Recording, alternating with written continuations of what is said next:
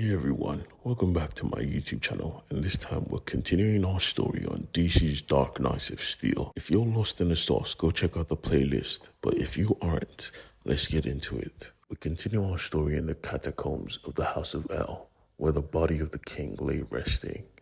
Zala and Cal, two children born of Kryptonians, were here to mourn their father, and Cal didn't know his sister was around, asking her where she's been for days, only to find out Shorty was looking for the Green Man.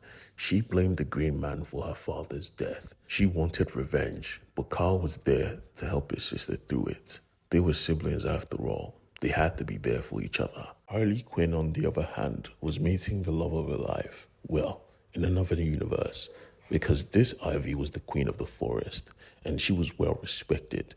As soon as Harley set foot into this forest, she was grabbed, and she looked amazing. Anyone else would be killed on sight for stepping foot in a forest, but this was freaking Harley. Ivy had a soft spot for Harley, but Harley came here with the mission. She came here to convince Ivy to be the wall of defense around the nation of El, because she was the first forest you get to before you get to the House of El. And she said she will do it, only if Harley was supposed to stay here with her.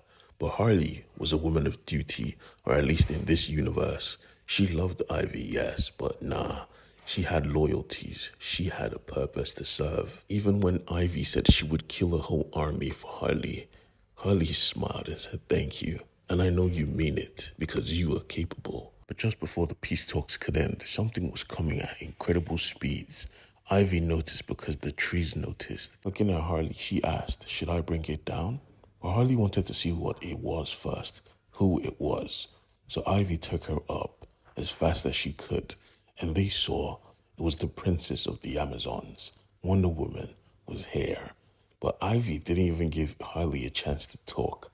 She instantly snared the horse and tried to snare Diana, but Diana was too fast. She was an Amazon after all. Diana demanded to be let through, but Ivy simply said no. Diana used her leg and broke a tree in half. Grabbing a hold of it, she tried to slam Ivy with the tree. How do you slam the commander of the Green with the Green? All this simply enraged Ivy. You will not harm the Green in my presence, commanding Vines to ensnare Wonder Woman. Wonder Woman could not move, but she was Wonder Woman. Stepping forth, she said, I am Diana, Princess of Amazonia, and you will free me now, or I shall crush your windpipe. Ivy just smiled.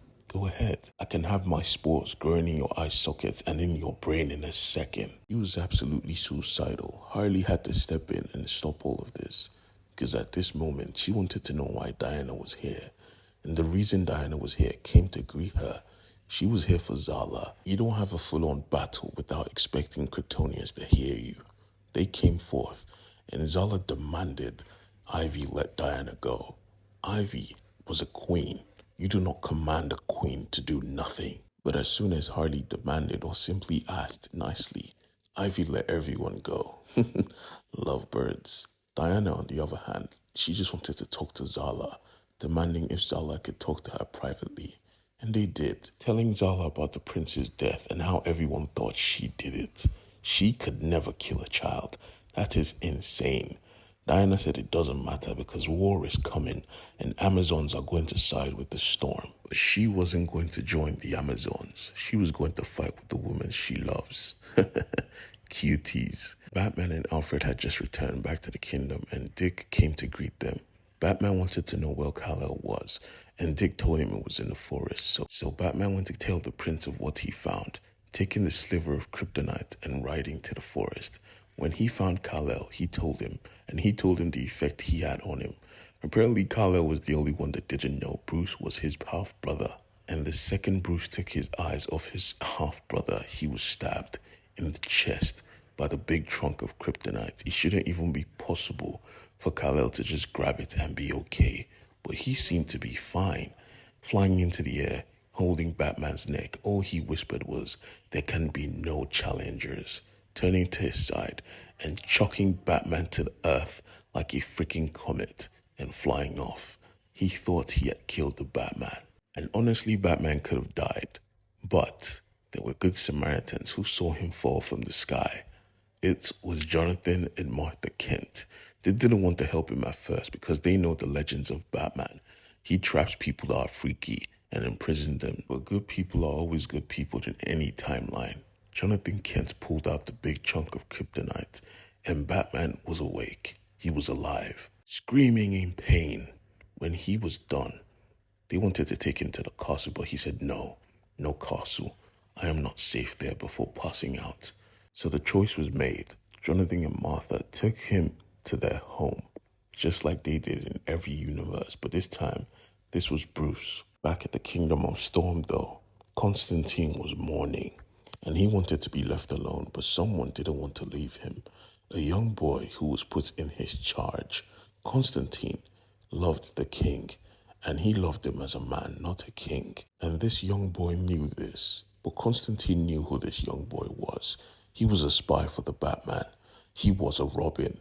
He was Tim Drake. Tim was a genius, so he knew that Constantine knew his identity. But the fact that Constantine never outed him, he assumed that Constantine was a good man. He really wasn't, because he blasted Tim Drake out of his room. And when the Queen saw this, she was enraged, and Constantine instantly outed him as the spy for the Batman. Considering they just lost their king, the Queen wanted him arrested and imprisoned, but he was a Robin. He could not be imprisoned by normal men. But she was not a normal woman. She tased him. Matter of fact, she wanted to roast him alive. She was about to kill him for the death of her father. But John wouldn't let her cross that line. And she let him go, giving him a warning for the nation of El. And as soon as he got to the throne room, they asked him to reveal what he found out. But he didn't want to tell nobody, even when everyone that stood before him was someone that needed to know. His loyalty was to Batman. Not even to the royal family, but to Batman himself. Anyways, seeing as Batman was considered to be missing, he let them know war is coming. The king is dead, killed by Zala Jor-El. And as soon as she heard this, she got surprised. Even Kal-El was confused. Why are people spreading lies about my sister? But Tim clarified that 100 people saw her do it. This was a ship. And Harley Quinn said yes. It's a bit suspicious that everyone thinks you're a killer. But Zala was under pressure. I didn't do this. But Diana was not here for talking. She knew what was to follow. Amazonians don't play about war. They had to prepare. The Queen asked for the room. She wanted to think. But only one person remained. Amanda Waller had a plan to kill the Queen of the Amazons and instill Diana on the throne, since Diana was loyal to the House of El. It is a literal DC Game of Thrones. I mean, hand to God 100%. Anyways, Kal-El decides on his own that he wants to go speak to the Queen of the Amazons. And back in the Kingdom of Storm, a man of magic was in his feelings. And we know what happens when a man of magic is in his feelings. He makes mistakes. John Constantine summoned a demon to help and grant his wishes. But this version of Etrigan is not the one you know. This version of Etrigan seems more evil because he's bound to one that is evil. A man whose sole goal is to be immortal. We see the new contractor of Etrigan the demon was Ra's al Ghul himself, the demon's head. John Constantine wanted him to help revive the dead, but Ra's al Ghul couldn't revive a man with a missing heart.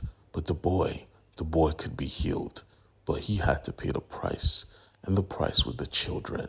He wanted to know where the Titans were, and he was going to revive the prince. All you had to do was shake his hand. A literal deal with the devil. While all that was going on, the armies of Amazonia were getting ready for war. When they noticed someone flying in high speeds, it was Kal-El. They shot an arrow, but he was Kryptonian. That meant nothing. He came forth and demanded the queen, but the Amazons didn't give a flying fuck. They attacked with every weapon. They attacked over and over again. He didn't want to fight, but the Amazons didn't care. The onslaughts of attack was still coming till the queen showed up. And when she showed up, she told him no man is supposed to be on this island. But he wasn't on the island. He was hovering above it. But the queen didn't care. Pulling out her sword, she stabbed straight through his gut. It was a magical sword after all. He was vulnerable to magic. Imprisoned on the island, they had questions for him, so he was bound in the lasso of truth. And that is where he met Lois Lane. She wasn't an emissary of the House of L like we thought. She was an Amazon, and she took a liking to the spaceman. But the spaceman right now was trying to convince her that his sister was not the killer, and she was already suspicious. Something was going on. Something wanted all the nations of the world to fight, but it was already too late. The Amazon army had already set off. War had begun, and it was going to be amazing.